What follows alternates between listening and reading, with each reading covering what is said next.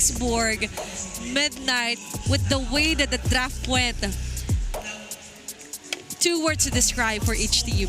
2 words? 2 words. That's a challenge. No. Oh, wait. Okay. I'll make it 3. 2 words for each team, right? Yes, for each. The draft. Okay, make it 3. Okay, make it 3. TNC, you should win. Oh, okay, that's 3. That's 3. Onic, you should lose. Oh my gosh. Is this a hot take? An epic take? Yeah. A mythic take? No, after that draft, TNC should win. If they lose, the loser deserves it, honestly. But let's see if that will reflect onto their game as we move on forward. And let's head on over to the Land of Dawn with our casters. This honestly wasn't in my bingo card for day 3 of the playoffs. Hack a King! TNC are deploying Hack a King in an effort to get the match point first against Onic Philippines. This probably wasn't on my bingo card at all this season. The whole season! All season, an Akai in King Kong's hands.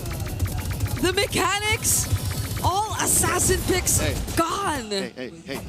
In defense of Akai, right? Okay. I'm an Akai user. Yes. There are some moments where you really need to be in the right place at the right time. So there's some mechanics involved. But that's more so if you're a flicker Akai. I guess, you know, the reposition.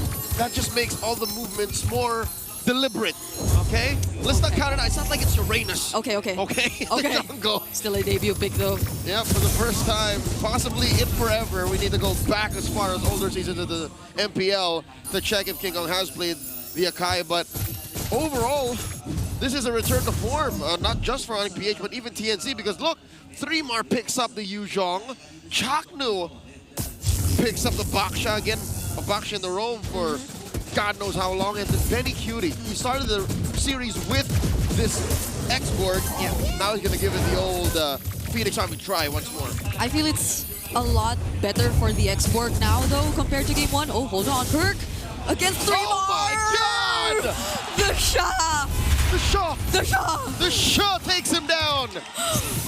I do not want to go 1v1 against an Yuzhong ever again. Zaida nearly got a kill there. It's a 0-2 for this Joy, but so far it's looking good.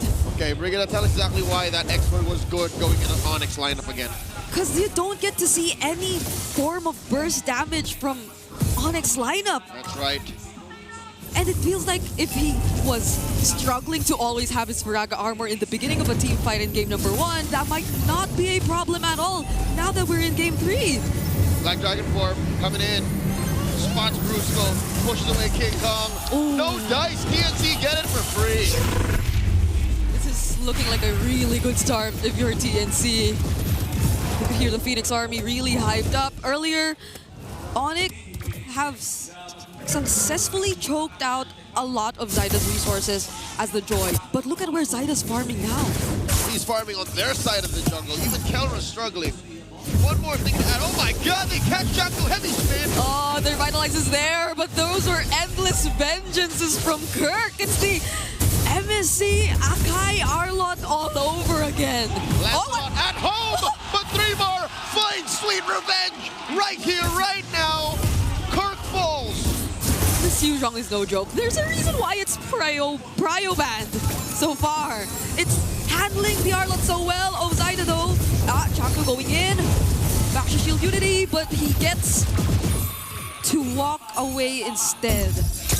Could have been really dangerous if only he was a bit more further into the turret, but again, at least there's no threat of sudden burst damage. Yeah. So they can just take it easy. That is on the defensive side. Offensively speaking, I think the Xborg is great going in on it because look, utility jungle, huge HP on that Gaton, on that Arlor, on that CC. And they're just going to stand in front of him, and then he can get all those true damage stacks. Yeah. So TNC, this is a dream situation, a great start. 3.5 minutes in, they're already up 1,000 gold. They're making this Joy look good. How does this feel for Onic? This Joy on the M6 championship skin, by the way. That is literally King Kong. Which we did just show right now. They're using this exact skin against Onic.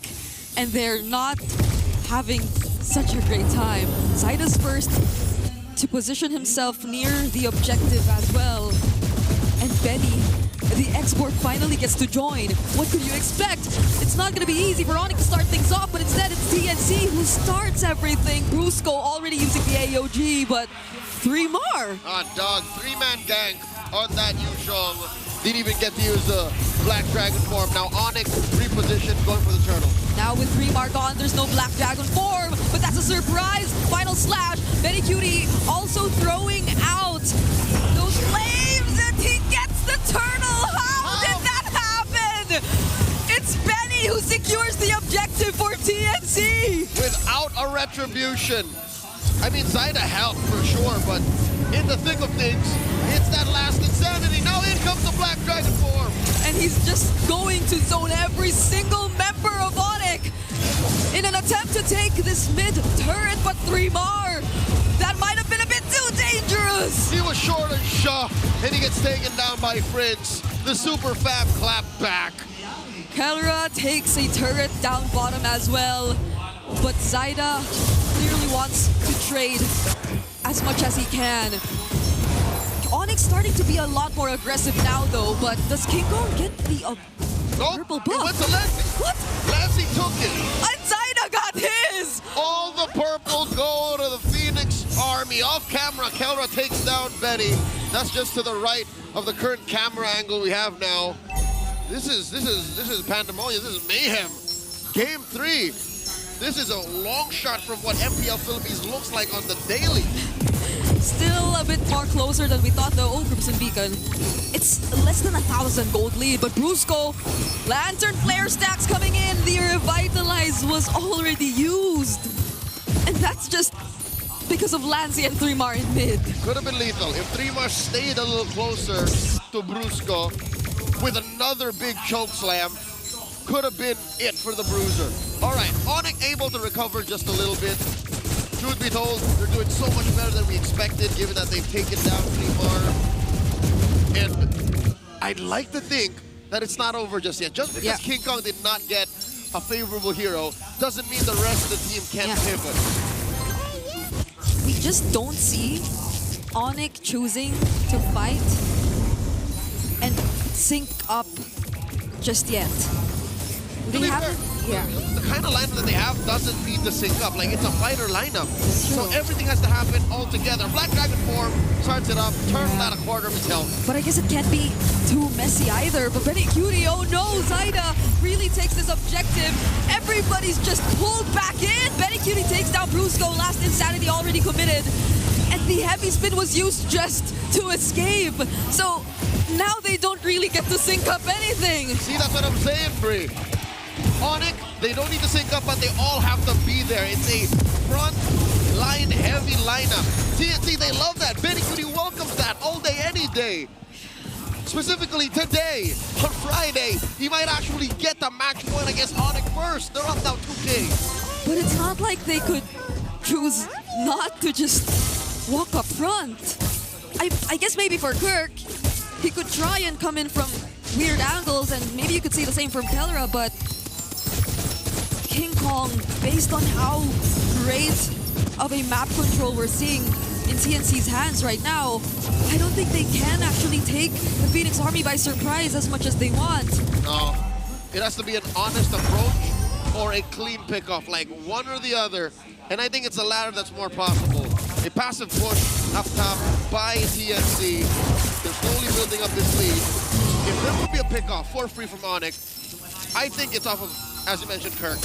He has to feed these skills over to Kelra, feed these skills over to Prince. But that damage profile, I'm not so sure if Athena or Midnight talked about this, but this is weird. We were so honed in on that Akai pick that we never considered, is Onic doing the right kind of damage? And I guess that's why TNC took out all remaining possible junglers who could have dealt much more damage than this. Because right now we're looking at probably just Super Prince as the main source of damage for Onic. And they're playing around Super Prince clearly. But if Super Prince is out of the picture, then I can't imagine how Onic deals with everything. and TNC have that foil. They can send 3mar to go Prince hunting and just stop him from firing back. Like, it's that simple, a one-to-one solution. So now Chaknu goes ahead, Baksha Unite, spots Brusco, forcing him out of that river brush. And the front line belongs to TNC. Like, Benny Cutie is that bad over the turret. Actually, even Zaida can just go for Prince hunting if he wanted to. That too. There are so many ways for TNC to deal with Onic's main damage. And right now, every single one of them can efficiently zone out Onic if they want to. Brusco couldn't even come close. Zaida takes the Lord, but they trade Chaknu. Both roamers are down, but could they get more? Because this is last insanity from Benny Cutie! Bang! Finds two! Prince and Kelra full! 3 for 1, the Mamba for all that, and the Lord! Very much worth it. That's super worth it if you're part of the Phoenix Army. You can even try and take much more. They're definitely going to go for this tier 1 in mid, and Kirk can only watch. Kirk tried, all right? I think he knows, he understands the way that we see this picture as spectators, that it's on me. I have to somehow stop this forward momentum from the Phoenix Army. And he came from that weird angle. Like, at best, what was he gonna do? Stop Zaida from coming in and blasting the softies from Onic? Because 3mar's job was done. Again, they'll always have the initiative. They will always be first to say, 3mar, go jump someone. Go jump Prince. And as we've mentioned, Onic are looking to lose a huge majority, or if not all, their outer turrets at this point. I am wondering if the Flying Clouds can actually help them. We did see King Kong use one just now. Yep. I think even casters, we've been talking about maybe Flying Clouds favoring those who are on the defense a bit more. Yep, you can kind of catapult your way towards a advantageous angle, but here's the thing, Bree. Your opponent see that coming. Sure, you can't interact with them, but Still honest. you see that little head in your mini-map. These are pro players we're talking about. These people do it for a living. Some of them have become world champions. So you have to know that, wait, that's not right.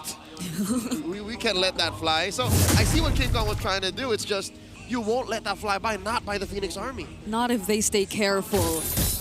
And that's what they're doing right now. It's TNC who played a lot more aggressively in the beginning, and now they're being a lot more calculated. And this is where they're comfortable. Again, in a state of constant conflict, a team like TNC flourish. They are a team fighting team, and they forced Onic to draft this way as well. Again, Kelron's in a fighter gold lane, so you have to fight and win from there. You can't just be sneaky. That's why the map will never look blue unless they start winning team fights. But how do they do that? Even this purple buff gets denied from them. Traction Pulse already used though. Could they be dealing with Benny Cutie first? But it's not just the Firaga that he has. If we have to look at him, he also has the immortality picked up already. Effectively 4 life bars. Effectively multiple ways to trigger the last insanity, even if you get bursted. And again, we mentioned, we agreed, there is no burst from Onic. No. Not now, not in the mid game. We're approaching the late game. Maybe there is a way. If Kirk can somehow find that miracle angle. Yeah, I think just now too, the Traction Pulse and the Solar Beam dealt a decent amount of damage, but again, I guess that's the keyword. It's just a decent amount of damage. Nothing that Benny Cutie couldn't really recover from, but they get to force out the Crimson Beacon. But does Chaknu want to look for a target? They don't know where King Kong is too, by the way. They spot him. King Kong gets spotted though, and now they flush them out. Onic could not come any close, and Chaknu is willing to be the sacrifice. It's the same play. King Kong, 3, 2, 1, go shoot. Gets a heavy spin. Benny Cutie still has his immortality. Kirk finding the setup onto 2. The damage might just be enough right now, but 3 more knocks up so many. But TNC, with 2 members down, might not force the fight anymore, not unless they actually want to. Benny Cutie, no Baraga armor, in comes Zaida. Enough damage to disincentivize Onic from pushing forward. This is a blunt push by Onic, by TNC. Yeah, I think Onic should be thankful. Onic did a great job there. King Kong did a great job. He stopped Zaida from using the electrifying beats to potentially go for the cleanup. But Brusco, oh, he doesn't get to stun anyone, even with the flying clouds. But it was enough to force TNC away. Brigida, I see exactly what TNC is doing here. That's why Chaknu sent himself over to Onic. That's why he said, hey, kill me now. I respawn sooner. I join much faster via flying clouds. But the timing wasn't perfect. I think TNC lost more than they expected they were going to. And that led to that Lord getting neutralized by Onic in about 0.2 seconds. Yeah. So it sounded like a really good plan, but I think it was a bit too specific for TNC to have been able to pull it off. They did get the objective, they're still in the lead, but it's starting to not feel as significant if Onic get a bit more confidence to engage in the team fights. It's not impossible. It's still pretty miserable, Yeah. but there are solutions, as you saw. I think Onic should thank the Lord for that, because again, that's all that TNC had their eyes on. Yeah. Possibly, my theory is they tunnel visioned into just the Lord and finishing, assuming that Onic will take this lying down.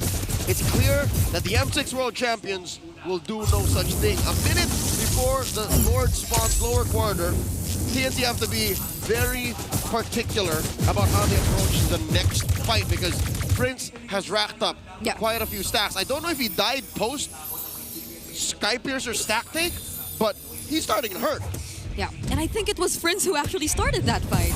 He used the traction pulse, so Lancey had to use his Crimson Beacon. And that's only when Chaknu just kept running towards Onic. That's when he decided to sacrifice himself because of maybe, again, the flying clouds theory. Yep. On the other hand, Lancey has 0 stacks. So his Skypiercer is about 1,500 golds worth of nothing. King Kong struggling to keep his own purple, and they will. Traction pulse thrown out, TNC scramble. So this is what TNC is doing. They're just keeping Onic busy, so the map belongs to them up until the Lord spawns. Yep. Onic, it's so hard for them that they have no choice but to group up and just fight TNC head on. Because there's no right sequence to doing things. I think there is one universal truth for Onic. Deny Benny Cutie the last insanity. That was the key to that whole fight post-Lord about 4 minutes ago. Like, that was the only reason why Onic is still alive, is because they started to whittle down Benny's Pyraga armor first. And they popped his immortality. That's another one. Right now, Benny has no Pyraga armor, so effectively only has 2 life bars, not 4. Yeah. He doesn't have the immortality right now. So Onic might see this as a small opportunity or something they can risk.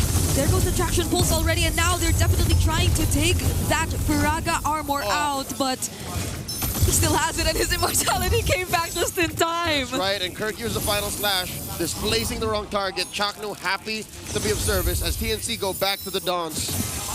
Time's up. Now those 4 life bars are back for Benny Cutie. Pretty miserable if you're a fighter lineup, and this is the kind of damage profile you have. Onic are playing this on hard mode. Yes. There's so much going on. So many heroes from TNC even effectively blocking Onic from what they want to do. Yep, and Onic want to take care of the map too. So that's what Zyda is doing. He's overloading the choices that Onic has to make. And if TNC learn of this decision to send Kirk over there, then all the more it becomes clear. Just go burst the Lord. They can't get us from the back line. No solid amount of CC here. Yeah. And King Kong shows himself. Yeah. Because I think if there's anyone who needs to work together in this, more than the Gatot KB, maybe it does have to be King Kong and Kirk. But they don't seem to find anyone. Not at least Benny Cutie, we mentioned, is the important target. Traction pulse already used. Chaknu rolling around. 3 more holding on to the Black Dragon form. Checks in on that long brush. Chaknu pops that Baksha ult. Puissance. Oh wow, these two are just holding out. Lord at half health. They're fighters, and they keep fighting. No one's going down while Zyda just keeps holding the objective. That's the final slash finally committed onto Benny Cutie, though he still has a bit of Pyraga armor, but he will use the last insanity effectively on 3 as 3 more and Lancey just go for the chase and take down Onic 1 by 1.